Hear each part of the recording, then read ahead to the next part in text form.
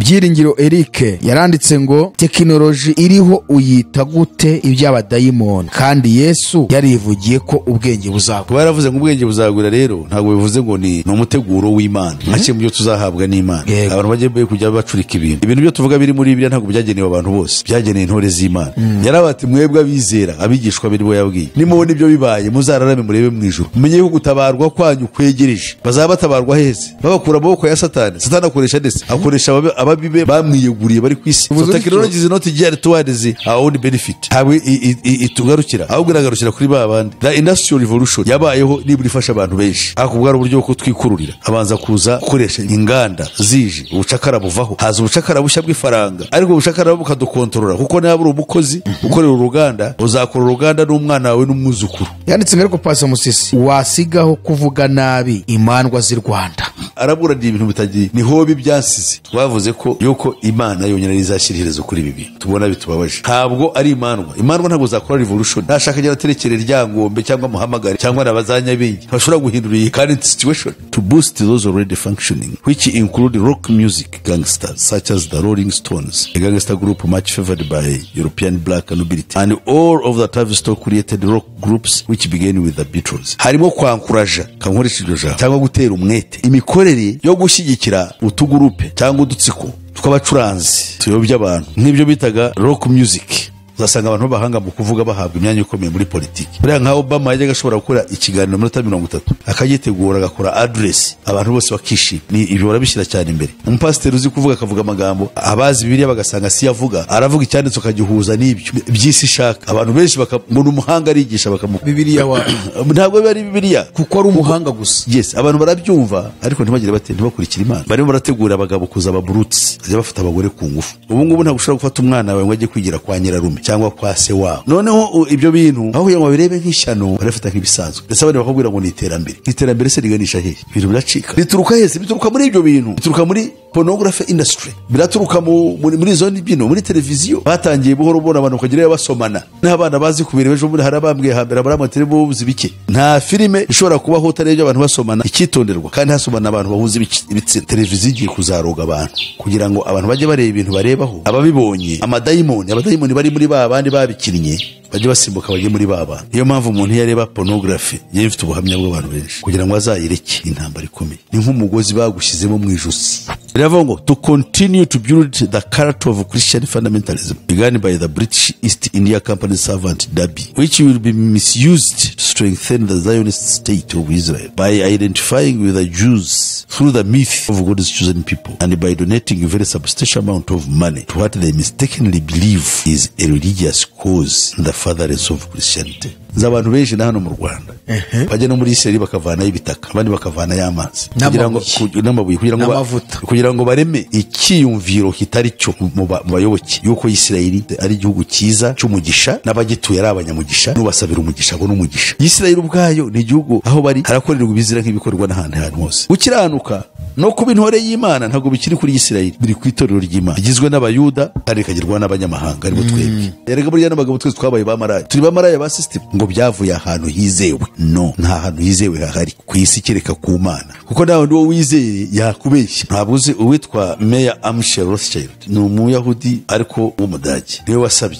aravuga ati jewe sinshaka ubutware bwo kuyobora za parlement z'ibihugu, ahubwo nashaka ubuyobozi bwa treasury, ububiko bw'ubutunzi bw'isi. Arabuhabwa ububiko bw'ubutunzi bw'isi. I don't want parliaments, I want the treasuries of the world. Niko yavuze asaba shitani kandi rabimuha. Niyo mpamvu afite umushinga wo gufinansinga ibikorwa byose bya Antikristo. Ubwo sari nk'akaye gakino baba bari gukina isi. Icyari kigamijwe cyari kiri mu mugambi wo bita. Ubona ibi bintu bizarangiza gute? Bizarangira koko abakristo bahagurutse kujya kurwana ziriya ntambara za Palestina na Israel. Kimwe mu bizaprovoka abantu bose gutuma ibintu bishigiye ku madini, ndetse bavuga ko azakoreshwa n'intwaro za kirimbuzi. Noneho ugasanga umudive kuko wavuze ku idini ryo muranganye, ari no wavuze ngo najyaga nkukunda nkakurikira ibyawe ngo ariko sha ngo ndakumenye, uvuze ku isabato y'Imana ibyo bikabishana. Umugaturika mukaba mwakundanaga bavuga kuri Bikira Mariya, uvuze ku mubyeyi sha azagukindura. Ukibaza uyu muntu ubwo bukana kandi ubwo arakubwira ngo afite umwuka w'Imana.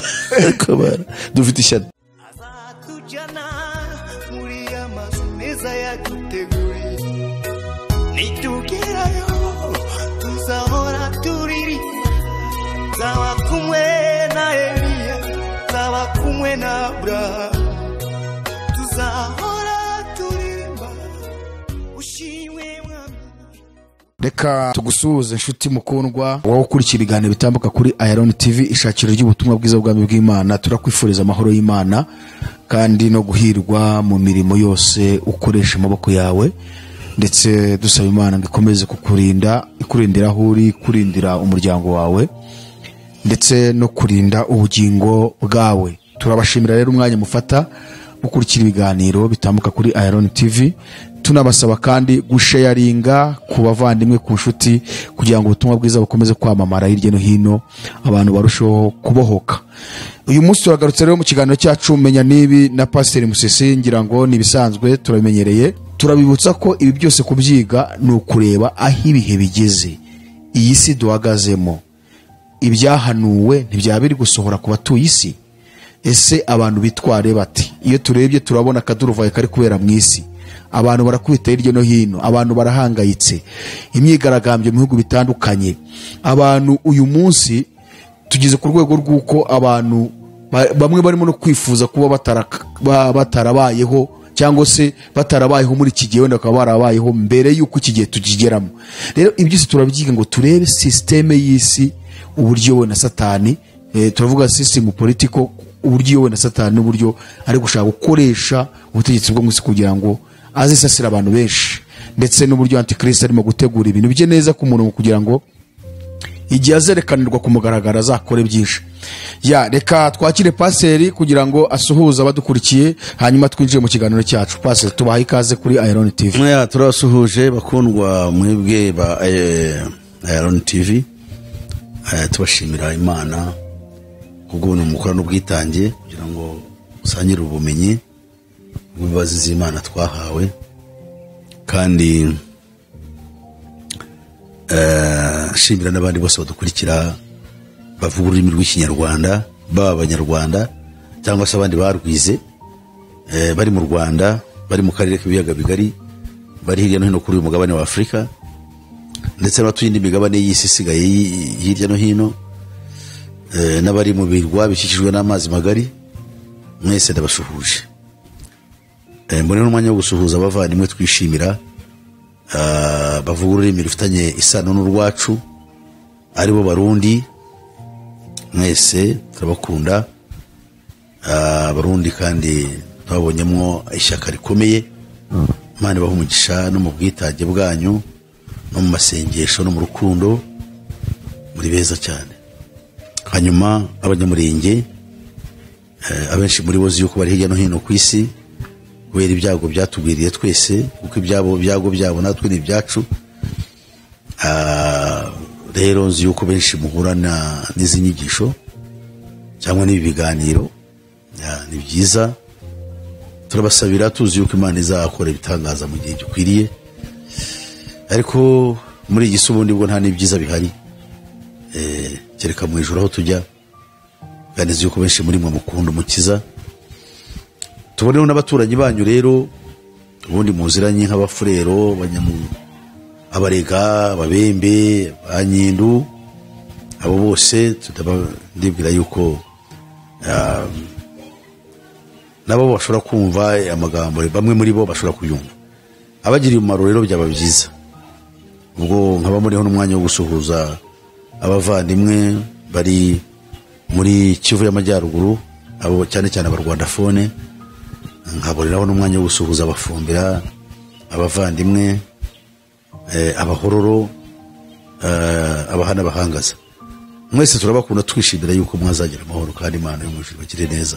Uhoraho Mana yacu, niwe Mana igira neza.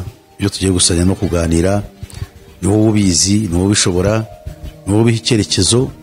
Nuko rero aho ari wowe dufasha muri kiganiro, uduhe umugisha, dukomeze, kandi abazacyumva bose kizabagira umumaro, kizabungura ubwenge, kizaba intandaro yo gukanguka no kumenya ukuri kwibera mu isi, kandi isi bayikureho umutima, ndetse banayizinukwe, ahubwo icyerekezo cyabo cyerekeze mu ijuru. Tubyambarije mu izina rya Yesu Kristo umwami wacu, amen. Ubushize ubwo twari turimo kwiga, twatugeze ku ntego ya 11, ubwo mwarimo kutwereka yuko mu ntego za Illuminati cyangwa se n'iriya mitwe yindi bakorana iri hejuru yayo, yuko bafite intego yo guteza imvururu mu bihugu hirya no hino kugeza ubwo abategetsi cyangwa se abayobozi b'ibihugu bazananirwa, abaturage nabo bagahinduka bazamayibo, bakabibirara, bakiruka, abandi bakagira ubwesikora, abandi bakiba, abandi bakajya babeshya kugira ngo babeho. Nk'uko twabibonye ko ingaruka zihari mu buryo bubiri, yaba ingaruka z'umubiri n'iz'umutima cyangwa iz'ubugingo. Iz'umubiri nuko abantu bazahura n'ibibazo bikomeye, ubukene bukaza, abantu bakagira ubuzima bugoye, kugeza ubwo noneho rero bigeze no ku ngaruka z'ubugingo, abantu baziga imitwe myinshi y'uburyo babaho ariko bari mu kugomera Imana. Ndashaka kubanza kugira nibuza ikibazo nsoma, cyangwa se wenda navuga se n'ikibazo nicyo twifuza kusobanuraho umuntu yavuzeho mu kiganiro uherutse gutanga, ubwo wazaga utanameze neza, ufite ijwi ryasaraye, wari umaze iminsi urwaye. Yitwa Eric Byiringiro. Eric yaranditse ngo tekinoloji iriho uyita gute iby'abadayimoni, kandi Yesu yarivugiye ko ubwenge buzagwira. Usibye yuko icyo jambo nta n'ubwo na Yesu warivuze, ryavuzwe n'umuntu w'Imana Daniyeli mu buhanuzi bwe, igice cyaho cya 12. Yavugaga ku byerekeye uko bizameze mu gihe cy'imperuka. Ubwenge buzagwira. Kuba yaravuze ngo ubwenge buzagwira rero ntabwo bivuze ngo ni umuteguro w'Imana, nka kimwe byo tuzahabwa n'Imana.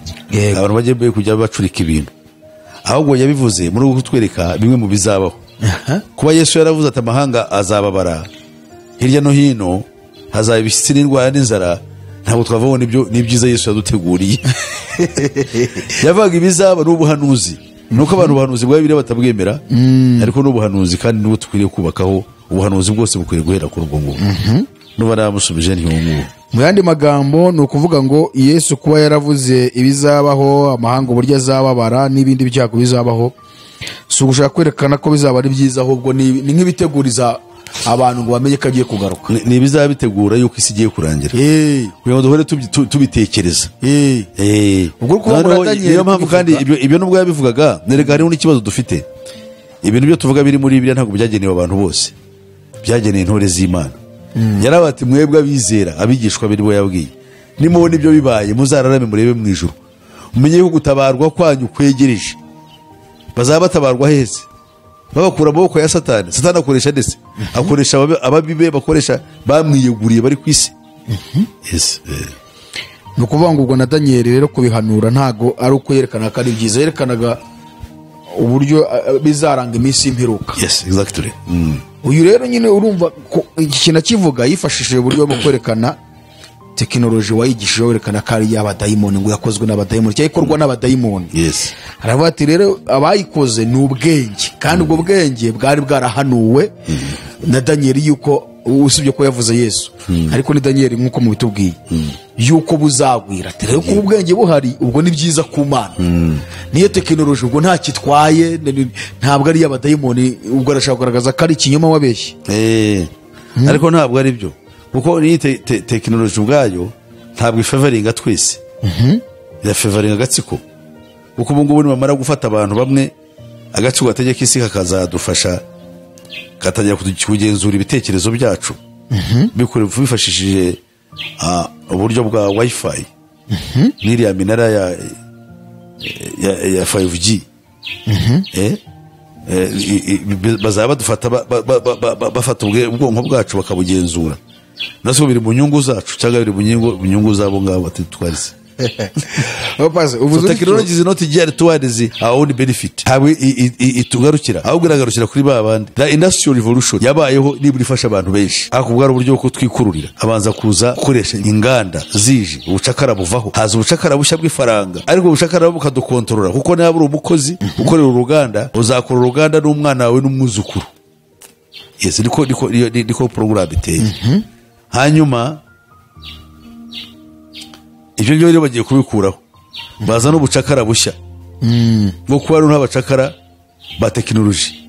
Tekinoloji ntabwo ari ikibazo cyo, ubwo abantu bose ureba umuntu, abantu benshi bize barimo baratakaza ibyo bize, birabagora. Nabo n'umugabo umwe twabaye inshuti just kubera ko yankurikiraga,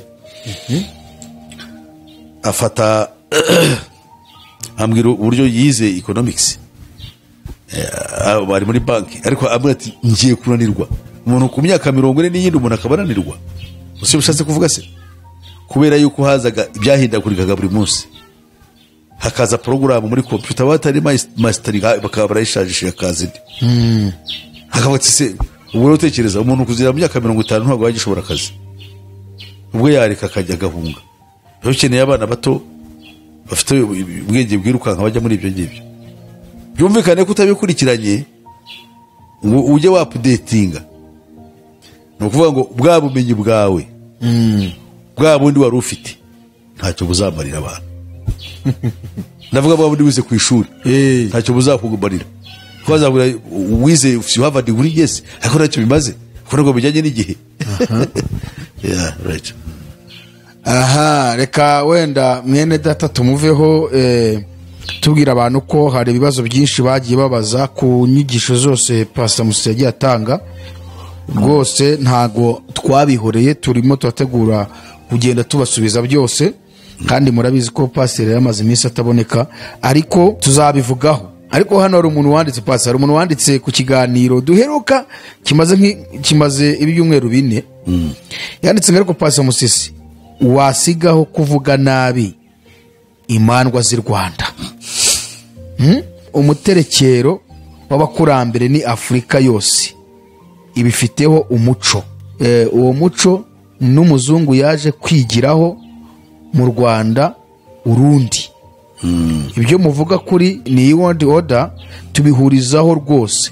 Izo nkuru za Satani n'ijambo ry'Imana nukwibwira kandi ukiyumva gusa ibitari byo. Nirementanya yahanditse ngo nirementanya. Arabona unuva niremekanya nicyo ashaka kuvuga irementanya mu kigo. Kisimbizi. Ariko urumva hano navuze ngo izo nkuru za Satani n'ijambo ry'Imana byombi biza hamwe. Nukwibwira kandi ukiyumva gusa ibitari ibyo.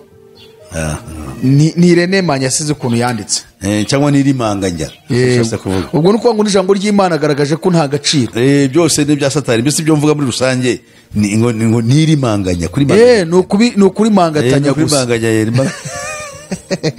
None se Pastor uyu muramubwira iki? Abantu bacu bigushobora gusanga n'umuntu rwose unasobanutse wanize. Oya birumvikana nawe uyu muntu yaba arinjije. Ariko arimo araburana ibintu bitagiye niho bibyansize.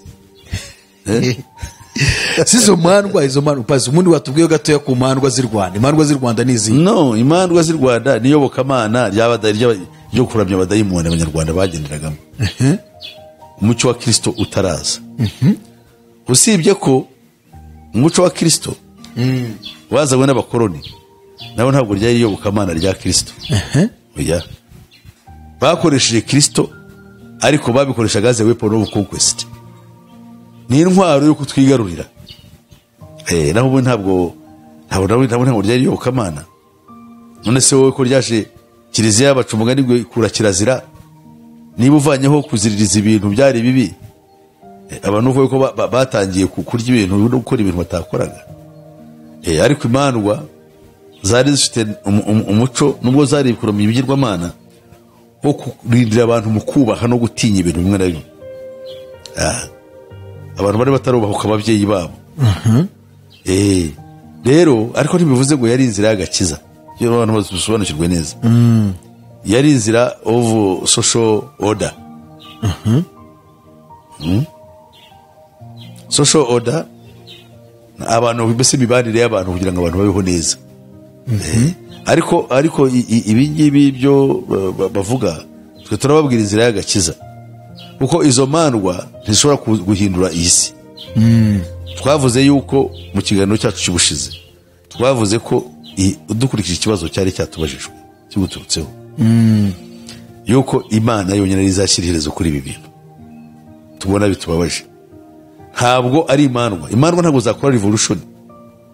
Nashaka agera terekere ryangombe cyangwa muhamagare cyangwa nabazanyabingi ntashobora guhindura iyi current situation. Erega tujya mu kintu uko tuzi ko ari cyo kizatumarira. Nta nubwo twakongera ngo tubyigishe ngo abantu babikunde. ubuse niyo abana bacu tuzabasigira uho, niyo abana bacu tuzagishoboye kubirerera, ushyiraho TV abana bakaza biruka bakabaye bayibonye, ujya kuvuga amafilime nibo bayazi. Umwana umwe isi yajyaga amwihisha agashyiraho filime ya pono akayireba, umwana akaza akamurunguruka ntabimenye. Bukeye umwana areba se ku jisho, aramuhamagara ati papa, ati ako kantu ushyizeho kakurije, ariko ako gako ni toto, hariho akandi konzi kari shapu.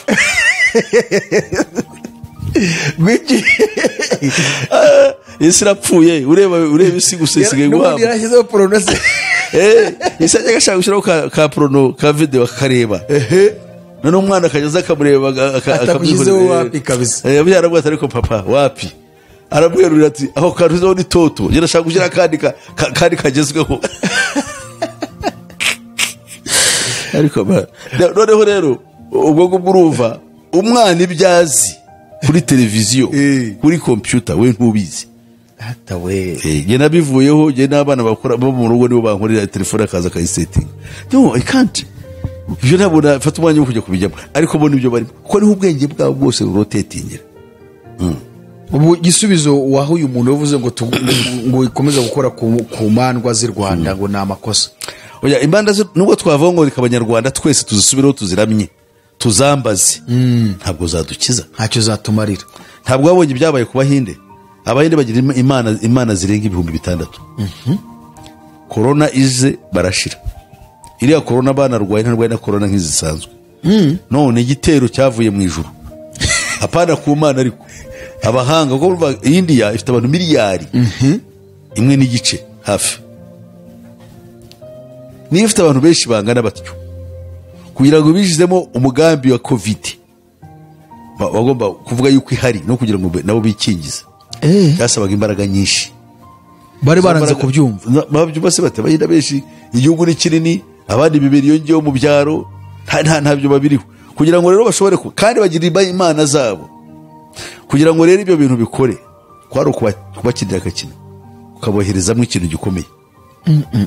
Cyatumye bamwe bapfa abandi bakagwa ku nzira, usanga abantu bari ku nzira bapfuye, babyita ngo ni corona. Ariko se corona nakangaratete.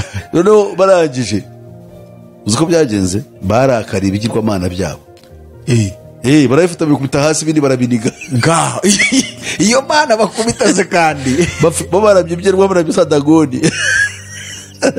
Urumva barangije rero maze kubikubita hasi no kubiniga, barafite ntacyo kitumariye, ibintu bitadukiza kaga nkaka ngaka. Barabyambazaga abantu bakiyongera gupfa.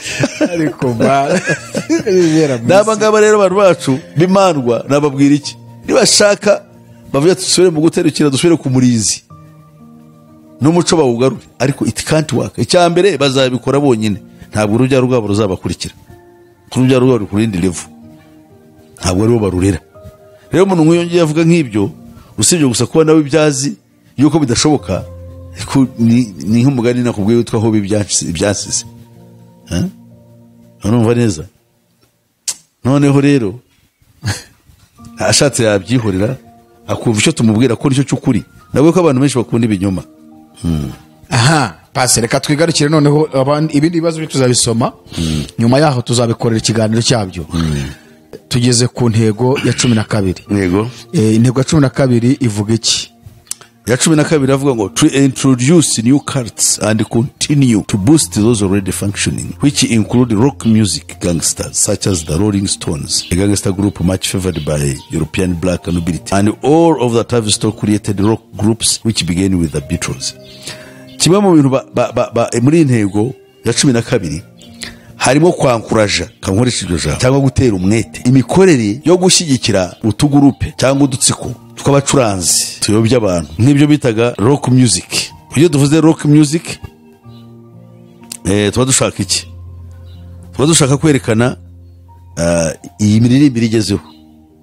Ubu hariho hip hop, hariho rap, ibyo byose nibigenda bikomoka, nibyo bagenda barema, babiremera kugira ngo urubyiruko rwinshi rubigenderemo, rutakaza ubwenge, hip hop, rock music, rap,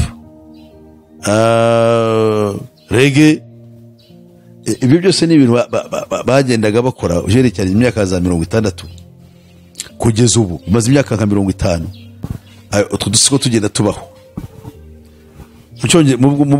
Muri Amerika hari bitaga ngo The Rolling Stones.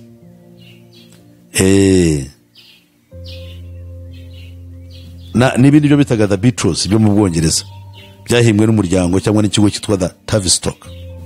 Tavistock ni ikigo bakita ngo Tavistock Tavistock Institute for Human Relations. Ni ikigo cyo mu Bwongereza ariko mpuzamahanga ngo kigamijwe ngo guteza imbere imibarire y'abantu. Noneho rero icyo ngicyo nicyo kigira uruhare mu guteza imbere biriya bintu by'imyidagaduro bishingiye kuri za ndirimbo n'utsiko twazo, music. Music nk'ibi ngibyo bitaga ngo ni rock music. Ibyo bita ubu ngubu urabona yuko hari ibyo bitaga reggae, ibyo byaraje nabyo birahakoze. Hari ibyo bita hip hop, hari ibyo bita rap, ibyo bita kurapa. Biragenda bigerwa ubu haraza kuza n'ibindi bikurura cyane urubyiruko bakajya mu bintu nk'ibyo, aho abantu bambara kugeza naho basigaye bambara ubusa, noneho bakaririmba bakora imyitozo y'ubusambanyi bireba kugira ngo byangize abantu. Ibyo rero nabyo biri muri gahunda. Iyo ni intego yihariye ya 12. Abantu bari mu isi bagomba kwitondera ibyo bareba, guteza imbere ibirebana na music cyangwa imyidagaduro, kuko birasi na music azisake. Hariho inkingi 7 nshaka kuzashaka, sinzi ukuntu zancitse ariko nzazibona za Illuminati. Imwe muri zo harimo music. Music is part of the pillars of the Illuminati. Inkingi za mwikorezi na geometry. Uriya mubare geometry biriya imibare bakoresha intuza squares and angles. Yes. Buriya rero ni Illuminati language, n'ururimi rwa Illuminati. Kuki? So ibyo rero tugomba kubimenya. None se iyo bavuga grammar ni ururimi kumenya kuvuga neza indimi kuzisobanura. Abahanga rero muri grammar and rhetoric, abantu bazi kuvuga. Uzasanga abantu bahanga mu kuvuga bahabwa imyanya ikomeye muri politiki. Buriya nka Obama yajyaga ashobora gukora ikiganiro mu minota 30 akagitegura agakora address abantu bose bakishima. Ibyo ngibyo ni ibyo barabishyira cyane imbere. Umupasiteri uzi kuvuga akavuga amagambo, abazi Bibiliya bagasanga si yavuga, aravuga icyanditse akagihuza n'ibyo by'isi ishaka. Abantu benshi bakabona umuhanga arigisha bakamuha Bibiliya wa ntabwo biba ari Bibiliya kuko ari umuhanga gusa. Yes, abantu barabyumva ariko ntibagire bate ntibakurikira Imana. Hari igitabo cyanditswe cyo bitangwa ni mu Kinyarwanda cyangwa n'ubuzima bufite intego. Rick Warren. Icyanditse na Rick Warren. Naragisomye. Pages 40 pages yageze ku ya 30. Nemwe umwuka arambwira guhagarika. Kira gitabo kivuga ibintu by'ubuzima bwa hano mu isi, yewe ni prosperity gusa yibereye. Drive and purpose church, drive and purpose drive and life, niko bakita mu Cyongereza. Umwuka arakubwira ngo hagarika. Narahagaritse cyarananiye. Naragisomaga nkakireba. Ngeze kuri page ku gice cya 30 na kimwe cyangwa na kabiri nantibagiwe. Umwuka arambwira ngo kireke. Bajyanga abakunzi be kafite abafana benshi bazavata, ahubwo so umwuka wera waguhagaritse ni umwuka wa daimoni. Bazavata wose umwuka wera waguhagaritse kuko afite abayoboke benshi bamukunda bikomeye cyane. Okay, njye nabari bamukunde nanjye simwanga. Ariko byambayeho jewe, nige byambayeho kandi nkunda gusoma ariko cyarananiye. Kandi bitabo by'Imana byose ndabisoma. Wumvaga se ibintu birimo ibintu bimeze biti? Harimo ubuhanga bakabihuza n'Bibiliya ko usanga atari Bibiliya. Bisaba ubushishozi burenze. Abandi rero bafite amazi ko Bibiliya rero niko bimeze. Uzarebe barakoresha muri za conference mu biterane hambere hanga batari bakinga amadini. Nta bindi bavuga za conference ugasanga ziriga ku bucuruzi, ziriga ku iterambere, abakirisitu uburyo bashobora kumenya ubuzima, gucuruza, gukora imishinga. ariko se mu cyaki yego ni byiza ku buryo bugaragara, ariko spiritually birafasha icyo umuntu. Usanga abantu benshi ari byo bateza imbere, byo bashyiramo Yesu yatubuye imigati, umuntu agahera kuri icyo kintu akabereka n'uburyo watubura nawe ibyawe udakoresheje umwuka, ukoresha tekinoloji yawe. Ubundi agahita yinjiramo akajya gusobanura none uburyo nawe wabitubura. Yes. Ukumva akoresha cyanditswe ariho uganishije mu isi, akakwereka ko nawe uri Yesu. Abantu rero ntubaye Yesu, ariko akoresha cyanditswe cya Yesu, agutwaye mu byo isi yigisha. Izo ngisho kandi zo zigwiriye cyane muri Amerika kandi zifite imbaraga. Yes, nibyo nkubwira. Abantu ba Joyce Meyer nizo bakunda kwigisha cyane. Yes, nduza nijyo regari burya niyo ijambo ry'Imana ryo naho rituruka. Ikintu gitera ubwoba shobora kugira ingaruka zikomeye cyane ku bagore kurusha abagabo. Kuki se bimeze kuri kandi bose ari abantu. You know? Nkuko navuze zabo they are very nervous kintu kibayeho. Kandi bakagira ubundi bwenge bukomeye natwe abagabo tudafite. Ko buryo umugore ashobora kugeza imyaka 100 ayishobora gukambakamba akitekera. Umugabo usanga yariwe n'imbeba byararangiye. Ibintu bikomeye cyane. Njye mfite umukecuru urimo ufasha abuzukuruza kubatekera bagiye kwiga. Amaye abuzukuruza ko nta buzukura gifite aho ngaho. Ese bakawe they can't work.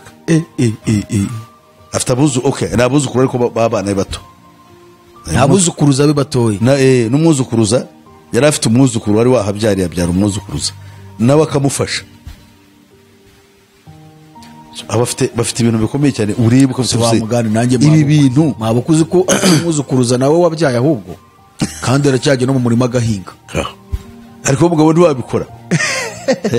Akaza agategura akagira atega kurutu mbese utuntu turi tujyanye na surroundings byari bimukikije yayibamo kuruta uwo mugabo. Urumva neza bafite rero imikorere yabo. Ese we ntumva yuko Yesu muri Luka 8 ngo Yesu n'abagore bamufashaga bavana nawe hehe i Nazareti, abagore bamufashaga. Fugera afite abandi bagore kandi iyo turebe mu ntumwa ntibagaragara, ariko bari bahari bamufashaga. Bari mu bigishwa ariko bo nibo bamufashaga. Aho rero paseri niho abantu bashobora guhita bati none ntabwo wumva ko witsinze, ntumva ko Yesu yari kumwe n'abagore bamufashaga. Agiye nigisha abantu ntabwo ushaka amarangamutima, ushaka kuyoborwa n'umwuka. Iyo hajemo amarangamutima ibintu birapfa. Kuko umuntu ashaka kwavansa icyo ashaka akitwaza icyo uvuze cyangwa icyo asomye muri Bibiliya agakora ikidatunganye. Tugomba rero gukora ibintu ku murongo. Aha tugaruke muri music. Ni music gusa niyo ivugwamo aho ngaho imyidagaduro uvuze harimo music n'iki. No harimo music. Aha rero yo niyo ngingo ya 12 twari. Nicyo gusa hangaha iyo iravuga ku myidagaduro. Ingingo ya 12 iravuga ku byerekeye imyidagaduro gusa. Ariko mu myidagaduro ni music bavuzemo gusa yonyine. Yes, only music. Byumvikana yuko ifite nkuko nakubwiye ngo muri za nkingi 7 za Illuminati harimo music ifatwa inkingi yayo bwite yihariye tayongeyeho ikindi. Niko nahangaha rero bikora. Nuvuga ngo ibi bintu tubona imibyinire iriho gasanga umuhungu aragaramye umugore muri hejuru amwishija hejuru ukobwa amwishija hejuru ngo bwarabyina biriya byose niyo iyi mibyinire ntabwo yahozeho. Uvuze gutyo meze kubona indirimbo y'umuntu ntago ari hano mu Rwanda ariko ni hamwe mu bihugu bya Afrika. Umukobwa ararebwa n'abana amamiliyari ariko akaririmba yambaye nta nuza nta mwenda w'imbere yambaye akantu ko kagace abantu basa nkaho bari hasi wari hejuru kuri stage kuri podium yambaye akarisona akageza hejuru y'abantu ko basa nkaho bari hasi ari hejuru cyane akajya yegera umuntu abantu barwanira gukora kunuza ku myanya ndangagitsina ye ukoze ukabona arishimye birenze abantu bose amaze kuba yazama akajya ko yumva ashaka wakoraho gusa. Narabibonye ndikanga. Yes. Uzi icyo bishatse kuvuga se? Ni ibingibi n'uburyo kuroga abantu. Kuko bari abantu ubwabo aho kugira ngo babone nk'ibizira. Ahubwo no barabibona nk'icyo kwishimisha. Abantu barabibona nk'icyo kwishimisha barabyina nyine baritakuma ariko ni ibizira in short but they don't know. Noneho ahubwo byatwaye abantu, ubwo rero n'abandi bakobwa arabatinyura, icyo bishatse kuvuga kugira ngo ushake kumera nkawe, noneho abandi bazambare nkawe ejo bajye mu muhanda, noneho ubarebye natangara ahubwo aba ari we w'ikibazo. Nibigeraho biba umuco abantu babyakire, noneho ejo abantu bazambara ubusa, kandi ibyo byose birimo birashyushya igitsina gabo. Ntabwo igitsina gabo ubu ngubu barimo barategura abagabo kuzaba burutsi, bajya bafata abagore ku ngufu. Kuki se bavuga ngo ubusambanyi bwarakomeye? Ubu ngubu ntabwo ushobora gufata umwana wawe ngo ajye kwigira kwa nyirarume cyangwa kwa se wabo. Oya, none se niba umuntu asigaye afata, ejo nabibonye muri Uganda, abagande bo baba narizo n'abanyarwanda byagezeho, barafata abana babyaye bakabatera inda. None se niba umuntu adatinya umwana yabyaye, wowe inyokorume biroroshye cyane, byoroshye cyane. Noneho ibyo bintu aho kugira ngo babirebe nk'ishyano barafata nk'ibisanzwe, ndetse abandi bakubwira ngo ni iterambere. Iterambere se riganisha hehe? Ibintu biracika muri music ho birarenze. Ubusambanyi bwinshi abona ariho bwicaye. Bituruka hese? Bituruka muri ibyo bintu, bituruka muri pornography industry, biraturuka muri zone bino, muri televiziyo batangiye buhoro buhoro abantu kugira basomana n'abana bazi kubireba. Ejo muri harabambwiye hambere abaramutse buzi bike, nta filime ishobora kubaho utarebye abantu basomana, ikitonderwa kandi hasomana abantu bahuza ibitsina. Ubu nibyo bigezweho none. So ubu ni ubundi buryo bwo kuroga abantu usanga bari glued kuri screens, batavaho bareba amafilime y'urudaca. Ibyo bintu bibazamo, kandi iyo byarahanuwe mu mwaka w'1969. Mukecuru wahanuye yaravuze ngo bimwe bintu bizabona, televiziyo igiye kuzaroga abantu kugira ngo abantu bajye bareba ibintu barebaho. Ababibonye abadayimoni bari muri ba bandi babikinnye bajye basimbuka bajye muri ba bantu. Nureba amafilime y'urukozasoni abadayimoni bazakwijiramo. Niyo mpamvu umuntu yareba pornography yifite ubuhamya bw'abantu benshi kugira ngo azayireke. Intambara ikomeye ni nk'umugozi bagushyizemo mu ijosi kugira ngo ugire umugisha wo kuwuvamo. Ni intambara ikomeye. Iyo warebye amafilime, hariho n'igihe uyareba bakaza n'ibyo kujya ku isahani bakarekurira kurya, wajya kurya ugasanga ubishyize mu zuru. Hari umubaba mwegeze kumbwira, narambwira ati rwose we kwiyuhagira byari byaramunaniye. Kuyegeraga mu ntebe yatangira kureba amafilime, barambwira ati amazi bashyize muri dushe. Ni umumama wishoboye ufite n'abakozi, twayashyize muri dushe ugasanga ntabwo yigeze agira ate amazi hiyuhagira kubera filime bukarira bumwirira atuyuhagiye tu pe kwiyuhagira wapi. Kandi bazakora kino kiganiro hari abazampamya biko byo rukuri. Ushobora kureba amafilime ya Shane ukaza kuyavaho ukayarangiza. Nigeze kujya kugendera umugabo umwe mu bishop ngendariwe, bakareba ayo mafilime tukajya gusenga bikatunanira, bagasenga dukubitaho gusengesho ry'iminota 5 kubera niyo ndavuga se urugo rwa bishop kwiki kureba amashene kandi noneho y'abahinde uko bayakurikiye bareba bakicara bakareba bakaganira ibyabayeho. Nareba urugo rwa bishop Satani yarugendereye kujya gusenga bikaba ikibazo, tukaza rero gusenga iminota nk'itanu twarushye, nta mbaraga zo gusenga zaboneka aho ngaho wapi. Sigara umuhango aho niho ariko simba I'm not blaming them, simbagaya jewe ahubwo ndareba igitero twatewe. Ibintu turi imbere tureba amafilime ni ikintu cy'ibijya. Je ntabwo ngira televiziyo mu rugo, ndayifite mfite ebyiri actually, ariko ndango zikoresha why zirebwe se nande simbireba. Adamu nawe ni umuntu wabibereye mu bindi ntagira ibintu bimukurura. Abana ntabo tugira mu rugo, so ntabwo ngireba, nkoresha telefone gusa. Ko telefone ndayitegeka kavuga ndashaka kureba ibi, ariko televiziyo wayitegeka ushiraho shene ugasanga hari ibyo wajya kuyiruka ukajya kuyindi abantu. Hanyuma mu gusoza dusoreze ku ngingo ya 13, ku ntego ya 13. Intego ya 13 iravuga rero ibindi bishaka gusa nk'ibyo no ko byiyobokamana. Iravuga ngo to continue to build the character of Christian fundamentalism begun by the British East India Company servant Dabi which will be misused to strengthen the Zionist state of Israel by identifying with the Jews through the myth of God's chosen people and by donating a very substantial amount of money to what they mistakenly believe is a religious cause in the furtherance of Christianity. Ni ukuvuga ngo iya gacumi na gatatu irihariye ni intego ikomeye. Umva yuko ari intego yabo noneho kandi bayishyize mu iyobokamana. Ako kantu urakumva ni intego yabo none bayizanye mu iyobokamana kandi nabyo njya mbibona. Kuvuga intego ya 13 ngo ni ugukomeza kubaka udutsiko twiyobokamana rya gikristo. Ngo ariko udutsiko dushingiye ku buheza nguni. Bikaba byari byaratangiwe na kompanyi y'Abongereza yitwaga East India Company. Bikoresheje umugaragu wayo kompanyi y'Uburasirazuba bw'Ubuhinde ariko ari y'Abongereza. Umugaragu wayo witwaga Dabi ngo niwe wakoraga ibingibi. Ngo ugushyiraho ubuheza nguni bwa gikristo ngo bizafashwa mu rwego rwo gukoreshwa nabi muri gahunda yo gushyigikira igihugu cya Isirayeli. Noneho kuvuga yuko tugomba kwifatanya nabo kuko ngo ari ubwoko bw'Imana kandi bakaba ari intore z'Imana, tukabafasha muri ya gahunda y'intambara barwana n'abayisilamu. Ibyo tuzabihuza tuzabireba tugeze no ku ntego ya 14. Turebe no bayisilamu buryo no kudutsiko badufite badukora baduhisemo.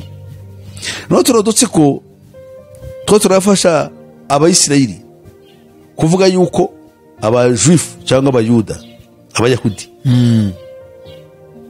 babogamiwe kandi ari ubwoko bw'Imana bwatoranyijwe, bityo ubabogamiyeho akaba ari umwanzi w'ubukristo.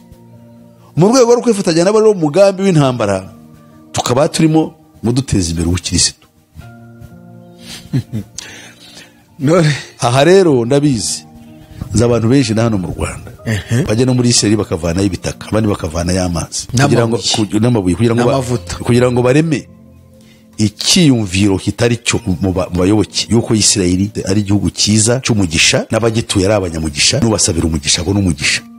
Ni ukuvuga ngo iyo ufatanyije nabo mu ntambara zabo kiba ari ikibazo. Ni ukuvuga ngo niba uri umukristo ukumva Abapalestine bari Abarabu akarengane kabo ntugomba kukareba.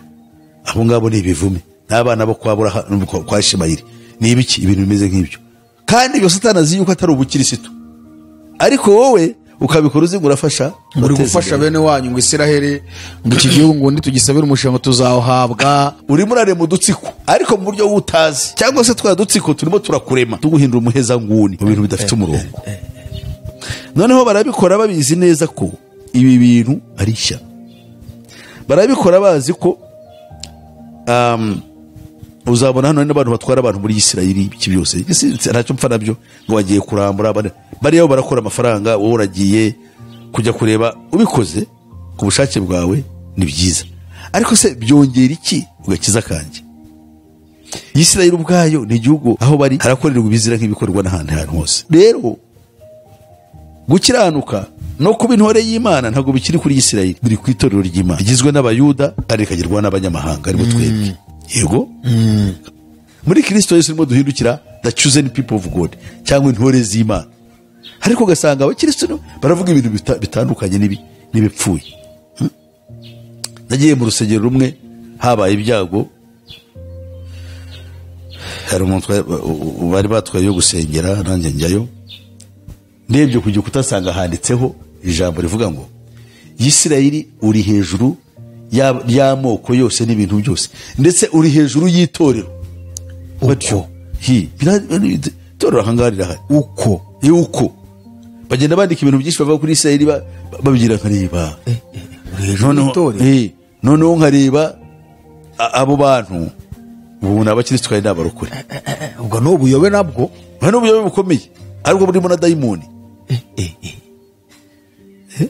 ari akantu uvuze uravuze uti igihugu cya Isiraheli ibigikorerwamo ni nk'ibikorerwa n'ahandi hose. Yes, kuki nyine abantu bagenda bakajyayo ugasanga bazanye ibikabyo byinshi, bazanye ayo mazi ngo bakuye muri Yorodani aho Yesu yabatirijwe, bazanye nk'amabuye yo muri Isiraheli, amavuta ya Elayo, bazanye ubutaka bwo muri Isiraheli, bakerekana ko ako kantu kukageza inanga ari ikintu gikomeye mbega kandi ari igihugu kiberamo ibibi byose nk'uko n'ahandi. Oya biruta n'iby'ahandi, kuko it's no longer Holy Land. Kubiza ngo ni Holy Land se nukuvuga Imana yaravuze ibyo yarabihagaritse. Yesu ubwo yabwiraga umusamariyakazi yaramubwiye ati uhereye none mugore nyizera yuko bitakiri ngombwa gusengera kuri uyu musozi cyangwa gusengera i Yerusalemu, ahubwo data bashaka n'abasengera mu kuri no mu mwuka, bene abo nibo bamunezeza. Icyo gihe rero Yesu yagishaka, niyo mpamvu isezerano rishya rifite intuzi ikomeye cyane tugomba kuryumvamo. Yashaka kutwereka ko ibintu byose biro birashyirwa ku iherezo, kugira ngo ikibaho cyose kibe mu mwuka, kiye kuba mu by'abantu bareba n'ibifatika. Ukajya kuzana amazi yahari abantu bakabikurikira bakumva yuko ari umugisha, bakamuha n'amafaranga menshi. Ahubwo none se nagiye ngiye gusura nk'umuntu ugiye gukora ubukerarugendo, hari nkumenya ngo ngiye kureba iby'amateka ya kera byo mu isezerano rya kera bitagifite iki umurongo, no mu isezerano rishya wenda bijyanye na Kristo igihe yavukaga, ariko nabyo ntabwo bikiza ubugingo bwanjye kuko abahatuye ntacyo byabamariye. Ubu rero ni ikibazo gikomeye cyane. None ubwo ni ukuvuga ngo ingingo ya 13 ni ukurema udutsiko twa gikristo tugamije tuduheza nguni. Ubu turahari kandi ibyo kora nibagiye kubwira biri mu mugambi watangiye mu cya 871 bwatangije n'utoga Giuseppe Mazzini, yari umufiyoso, yari umumafia, akaba no mu Illuminati. Ashaka ategura intambara ya gatatu izaba ku isi ishingiye ku myizerere. Uwo intambara zigiye kujyaho ni intambara ziri social, abantu bapfa ibintu, amadini, amoko, ibitsina, bintu nk'ibyo, ubukene, inzangano, ubucuruzi, buteye imbere udakwanjye, ashake kukumanura, bigeze no n'umuntu uza muri YouTube biriho, nawe ufite amafaranga barakugirisha ari tumukubite hasi, oya ngo ni views barapfa views nyinshi. Nose ibyo dusigaye turi bamaraya, yarega burya n'abagabo twese twabaye bamaraya, turi bamaraya ba system. N'abagore usanga babaye bamaraya bari ku mihanda, ko urimo sigaye mbona ari benshi ku mihanda ari indaya, kagushaka umugore ushyira mu rugo bimaze kuba ikibazo, ariko ku muhanda ukurembuza ubu ni benshi, ni nk'ibiti, ni nk'uburo buhuye. No kuvuga ngo utwo dutsiko urimo kutubwira ni udushingiye mu gushyigikira Isiraheli.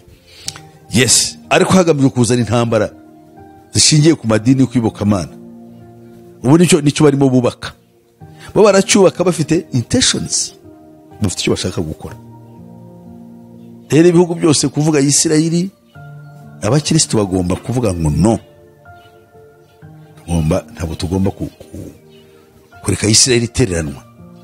Ko Isiraheli nubwo ari igihugu kireba kimeze kuriya, ari n'agahugu gato ariko gafite imbaraga zikomeye cyane, kuko abagashinze Abayuda nibo bategeka isi, nibo bazanye intambara ya kabiri y'isi yose, kandi yica bene wabo benshi, hagamije kugira ngo bizabe intandaro yo kubahindura indakorwa, kandi babahereho bazana izindi mvururu zikomeye.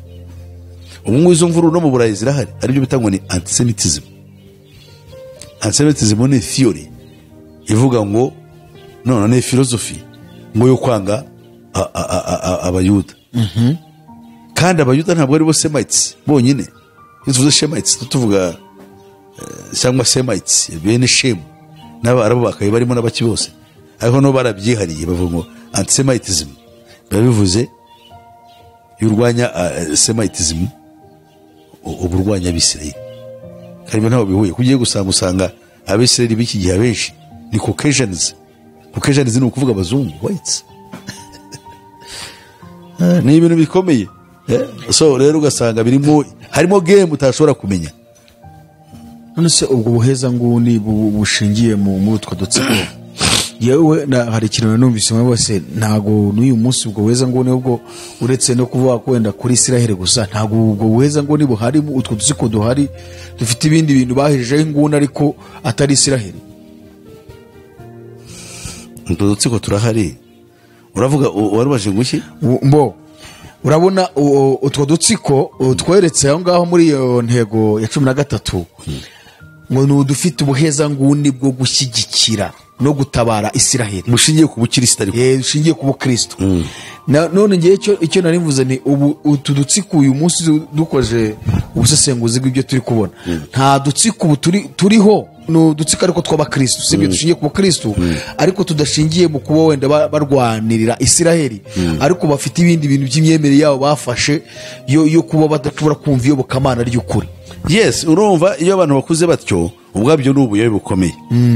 Niba mu kwizera kwabo batekereza yuko Isiraheli kuyishyikira harimo agakiza kiba kibaye ikibazo ngo abantu benshi bashyigikiye George Bush muri ya ntambara yo kujya kurwana hehe muri Iraq bavuga yuko ari ukurwanya antikristo. Amadini menshi mu fundamental Christian churches zo muri Amerika baramushyigikiye abenshi barasenga barishima barasenga kucyo bira minara bari bamaze kuyisenya kandi ya minara ni programu ya Illuminati kuyisenya ntabwo ari abari abibyihebe bavuga ndetse pasenga buretse gato no sura munara ira minara muri Amerika ni Illuminati yayisenya.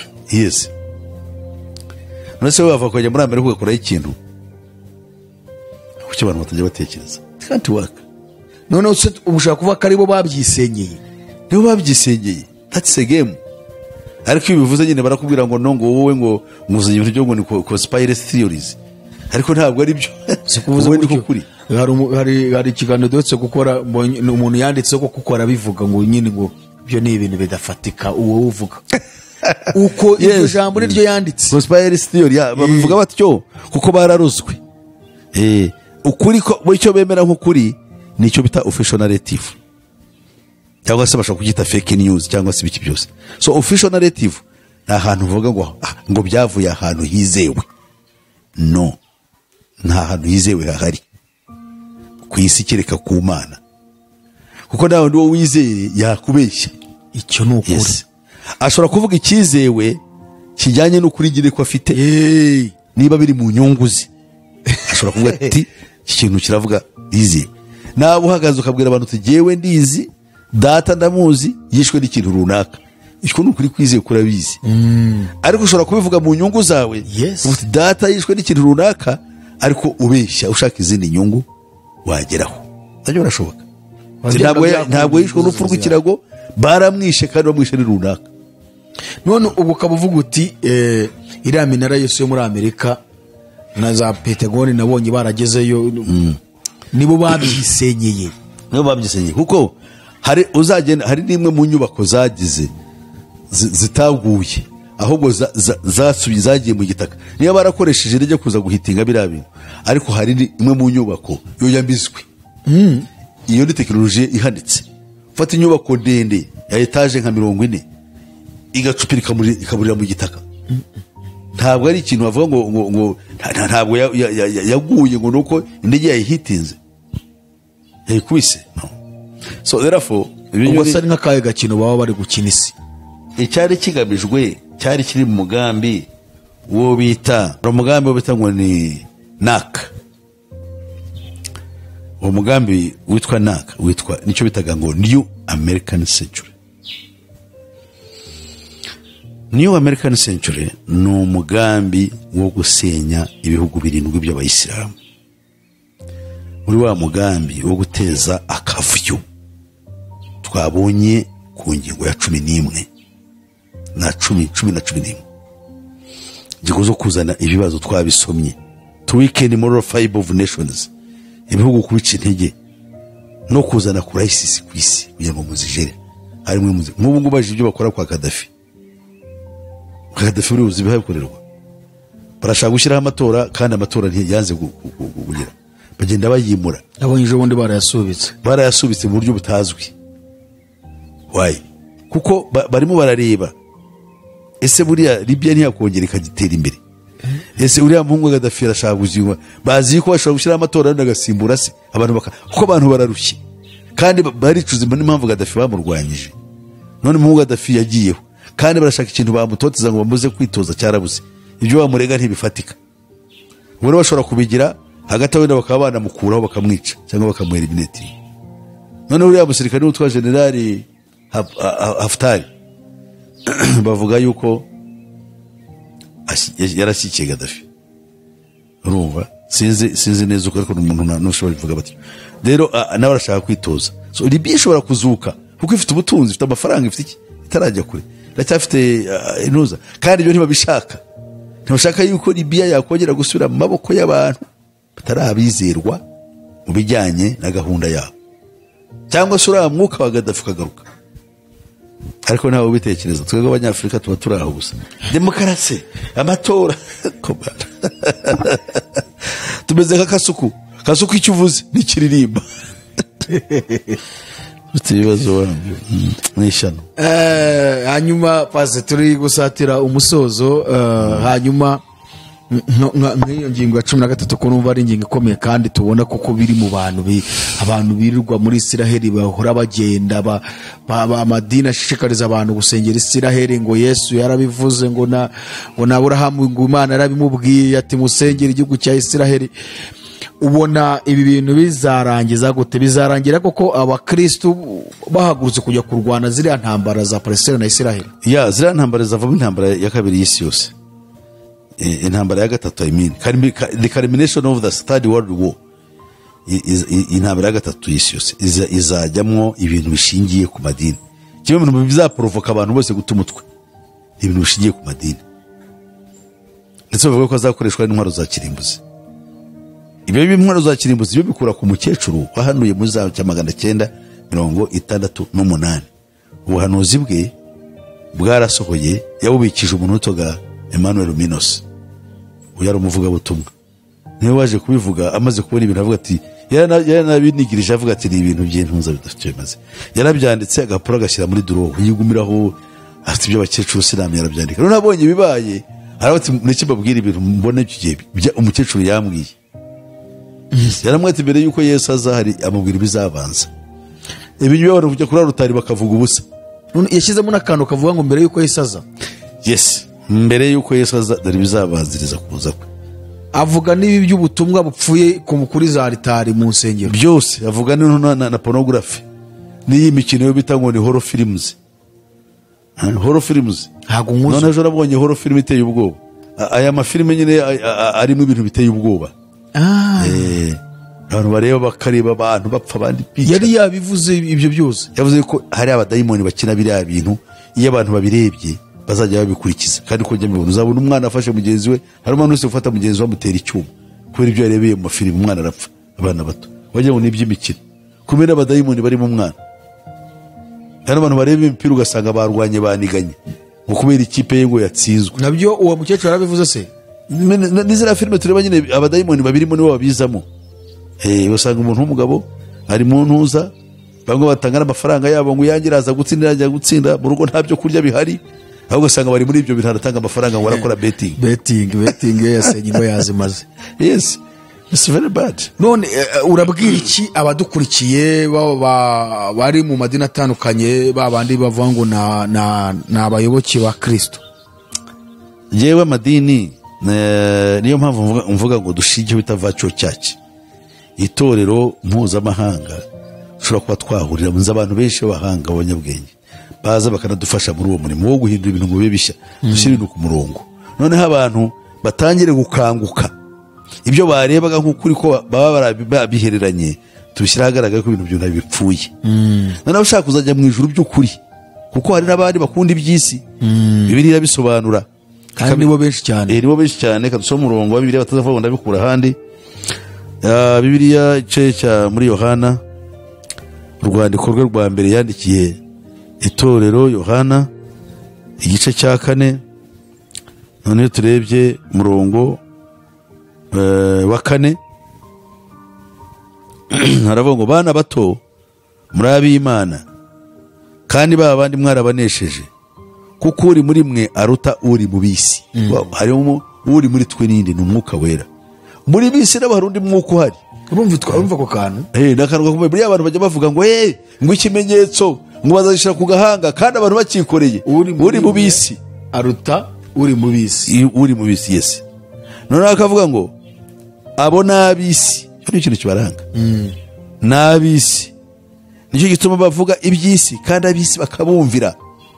Umuntu avuga iby'isi arigisha iby'isi, arigisha amavatiri kujya muri Amerika. Hari umugore wasimbutse arabyina ngo kuko yari mu rusengero akikiye umwana w'umukobwa, muravuga ati umva ko Uwiteka avuze uwo mwana w'umukobwa agiye kurongorwa n'umuzungu ngo nakura mu bukumi bwe.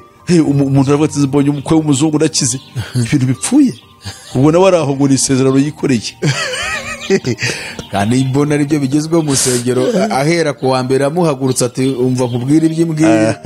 Abantu baba bipakiye buzuye. Bipakiye. Kuki bipakiye se? N'ab'isi. Okay? Kandi ab'isi bumvira iby'ab'isi bababwira bagenzi babo.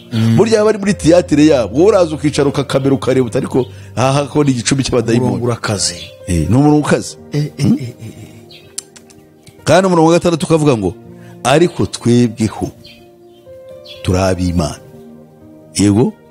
Kandi uzi Imana aratwumvira. Nubwo twakora ibikomeze bite, ntabwo twahindura ab'isi. Ab'isi ahubwo bibavanyemo icyo bakora babyihura bakigendera.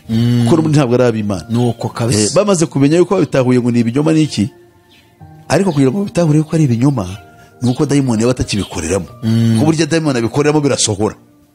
Rero buri muntu batabivaho. Dayimoni ajya akagira umwe akagira akamuha mureba akaba icyitegererezo cy'abandi runaka wamubonye ko byagenze neza. N'umukozi w'Imana yamukozeho riraka. Buriya yaragiye yaguze impigi, yaguze ibuye, n'amazi bamusengeye akajyanwa none yarakize. Ugasanga ari umuntu ugenda byamamaza. Ugasanga ari ishyano. Ngo naho utari uw'Imana we ntatwumvira. Ibi tuvuga utari uw'Imana ntabwo atwumvira. Twe nabo tuvuga ibyacu turavuga iby'Imana.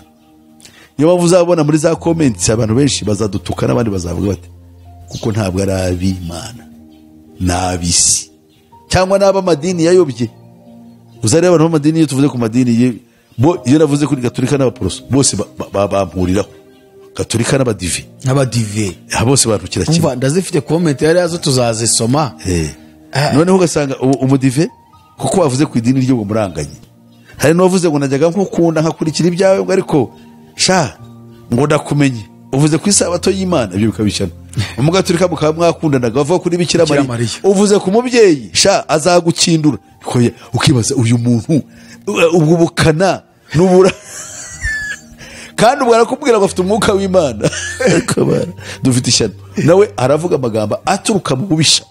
Ubwo umugenzi nibyo yise base akoreka kandi none mubwiye mukanye mubwiye ni utwo so dutsiko twudeza ngune n'ubundi nazo no dutsiko mu madini nyine. Ariko no tudashingiye na kuvuga Isirayeli ntibabyitayeho cyane. Muri Gatolika ntabwo bashobora kuvuga Isirayeli. Oya ntaho bahuriye nayo baranayanga. Ntibajye bayivuga wapi. Ibyo ntabyo narinzi. Kandi Kiliziya Gatolika yaragize uruhare muri jenoside yakoze. Nose bari kumwe na Hitler. Mwagiye mumenye ibintu. Buriya barakoranye muri jenoside y'Abayuda bafite inzika yo kurwanya Abisirayeli. Abayuda babanza Abayuda cyane bakabashyiraho icyaha cyo kubanga bavuga babambye Yesu. Papa ntabwo aragera muri Isirayeli. Bo sinzi ariko yitwa Paulo yaragiye, Yohana Paulo yagezeyo, ariko n'uyu wenda azajyayo. Ntabwo ari kugeze ntibajyayo, bajyayo nyine ariko ntabwo bafite uko babakunda kuko kuva kera Uburayi abanyaburayi banza Abayahudi bahasuhukiye. Ariko nabyo bifite ikindi kintu bivuze. Ubona harimo ikindi kintu pasi. Ngewe navuga ngo niba badashaka ari nko gushaka kuzimangatanya ibirebana n'agakiza kakomotse. Ngo tugiyemo twaba tugiye kugira idorido y'ibintu tukavuga ubwabo se Kiliziya yitwa iki muri Bibiliya y'igishushanyo gisengwa. Muhereye ya mbere kuki ntibagomba gukunda bariya kandi yahereye Iburayi mu Burayi. Ariko kandi ku rundi ruhande urwango rw'abanyaburayi banze Abayahudi byarishingiye ku byo Yesu yavuze, kuko ntago bagombaga kujyana n'umuvumo wa Kristo ngo bagire amahirwe aho bagiye. Bagombaga guhura n'ibibazo kugira ngo rero bave muri cya kindi bije mu kinyoma. None Antikristo yabahimbiye abaha ubwenge bafite n'ubutunzi bw'isi buriya bafite Abayuda. ntabwo uzi uwitwa Meyer Amschel Rothschild ni umuyahudi ariko w'umudage niwe wasabye aravuga ati jewe sinshaka ubutware bwo kuyobora za parlement z'ibihugu ahubwo ndashaka ubuyobozi bwa treasury ububiko bw'ubutunzi bw'isi arabuhabwa ububiko bw'ubutunzi bw'isi. I don't want parliaments, I want the treasuries of the world. Niko yavuze asaba shitani kandi irabimuha. Niyo mpamvu afite umushinga wo gufinansinga ibikorwa byose bya Antikristo. Niwe muyobozi mukuru wa Rothschild. Yes, umuryango wa Rothschild yabyaye abana 10, abakobwa 5 n'abahungu 5. Abahungu be bayahaye ubutungo aravuga umukobwa ntazahabwe n'ifaranga rye na rimwe kugira ngo utazajya mu moko yabo bazashakamo mu miryango bazashakamo. Abaha aba umukobwa ushaka icyarya hajye mujye muhera ku isahana arya agende ariko ubutunzi mu bahaye abo abahungu be. Wora ya irorohewe nibo bita the Rothschild family bakora imirimo sekuruza yabahaye mu buryo bakora. So umurimo wabo no gufinancing World Bank kijega mpuza na banka y'isi yose na International Monetary Fund icyo twita ikigega mpuzamahanga. Byombi ni by'umuryango ni family it's a family business mondiale. Yes, bank mondiale none ugira ngo niyandese ni ibihugu se ni ibihugu sibishyiramo inote zabyo se ariko bara dufite ibibazo kabisa nta gihugu kirari gifite ijambo abantu bose nabagaragu. iyi system yese iteye. So ijambo ry'Imana turarangize riravuga ngo 6 tugiye kurangirizaho. Uravuga ngo ariko twebwe turabi Imana kandi uzi Imana aratwumvira naho utari uw'Imana ntatwumvira. Nuko rero icyo nicyo kitumenyesha umwuka w'ukuri n'umwuka uyobya uwari wo. Yes, umwuka uyobya. Uyu mwuka uyobya niyo kimenyetso cyashyizwe ku batizera Imana. Ntabwo utagira umwuka w'ukuri bizatuma ni nacyo kimenyetso bafite imbere y'Imana. Nta muntu ushobora kureba icyo kimenyetso kiri kuwiteka Imana ye yo mu ijuru ubwayo n'abandi Imana yahamagaye kumenya kugira amaso yo kureba iby'umwuka. Ya pasa murakoze cyane ngira ngo ibi nabyo birumvikana. Tugera ku musozo nuko twabwira abadukurikiye yuko buri wese ahari akwiriye kubera amaso ubugingo bwe kandi akwita cyangwa se akita ku miburo abari marumva. Yego. Hanyuma akegera Imana ikarushaho kubana nawe. Naho ubundi aho tugana aho duhagaze hose si heza. Exactly. Isi yo niyo umwanzi yarayifashe ariko Yesu Kristo niwe murengezi wacu. Hanyuma mu gusoza paseri ndibwira ko n'inama zo uhora zitanga buri munsi ahubwo wenda watanga adresse yawe hanyuma ukadusenyera tugasoza. Barakoze nongere nibutsa abantu abashaka kumbaza birenze aho bamagara kuri telefone nomero 0788 50 60 76. Ikitorero bari muri diaspora bo bahamagara kuri plus cyangwa kabisa guteranya 250 7 88 50 60 76. Rero Imana yo mu ijuru ibahe umugisha. Imana ihoraho yo mu ijuru tukweretse gahunda dufite tukweretse n'ikiganiro kugira ngo byose bihe umugisha byombi. Ikiganiro bazagikurikira kizabubake kandi kibigireho kibageza. Abazakurikira nanone gahunda tuberetse ibitekerezo byabo turabyishimira kandi bizabiyoborwa n'umwuka wera. Habwa icyubahiro kandi ushyirwe hejuru iteka ryose. Tubyambarije mu izina rya Yesu Kristo umwami wacu. Amen. Kadushimire mwebwe mwese mwari mukuri iki kiganiro kandi tubasaba gusharinga ubutumwa hirya no hino kugira ngo ubutumwa bukomeye kugera ku mpera y'isi. Hanyuma rero ikiganiro menya nibi nakagaruka. Mugire ibihe byiza. Shalom shalom. Murakoze.